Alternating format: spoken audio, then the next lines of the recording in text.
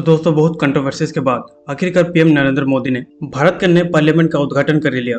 इस उद्घाटन समारोह में 20 ओपोजिशन पार्टीज ने बॉयकॉट किया।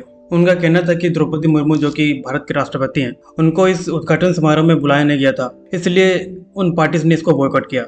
इस उद्घाटन समारोह में तमिलनाडु के 21 अधिनियम्स को बुलाया गया था। पिक्चर में आप देख सकते हैं नरेंद्र मोदी जी को, जो कि इन अधिनियमों से मिल रहे हैं। तो इस उद्घाटन समारोह में इन अधिनियमों ने पूजा की और नरेंद्र मोदी को सेंगोल भेंट किया। इस पिक्चर में आप नरेंद्र मोदी जी को सेंगोल पकड़े हुए देख पा रहे हैं और इसी सेंगोल को नरेंद्र मोदी जी ने लोकसभा के अंदर स्थापित किया। सेंगोल दरअसल एक 5 फुट लंबी राजदंड है जो कि चांदी से बनाया गया है और उसके ऊपर सोने की परत चढ़ाई गई है।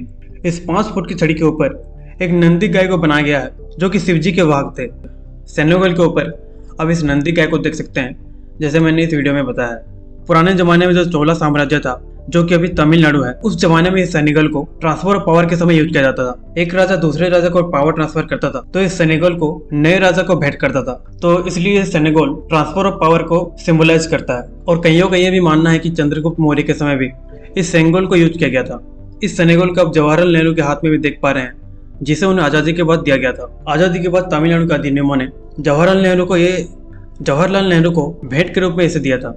1947 की आजादी के बाद पावर का ट्रांसफर अंग्रेजों से भारत को दिया गया था। तो इस पिक्चर में आप नया पार्लियामेंट को देख पा रहे हैं, जो कि पुराने पार्लियामेंट के बिल्कुल पास बनाया गया है। पुराना पार्लियामेंट गोलाकार का है और ये नया पार्लियामेंट ट्रायंगल शेप का बनाया गया है। ये दोनों नए और पुराने पार्लियामेंट का लेआउट है। तो इसमें आप देख पा रहे हैं, पुराने पार्लियामेंट के लोकसभा में 550 सीट थी, जबकि नए पार्लियामेंट में 888 सीट है। वैसे पुराने पार्लियामेंट में राज्यसभा के 250 सीट थे और नए पार्लियामेंट में 384 सीट्स हैं। पुराना पार्लियामेंट 24,281 स्क्वायर किलोमीटर में फैला हुआ है, जबकि नया पार्लियामेंट 64,500 स्क्वायर किलोमीटर में फैला हुआ है। पुराने पार्लियामेंट में दोनों हाउसेस के जॉइंट सेशंस ये सेंट्रल हॉल में होता था और जॉइंट सेशन के दौरान सीट्स कम पड़ते थे, जिसकी वजह से बाहर से सीट्स लाके बैठना पड़ता था।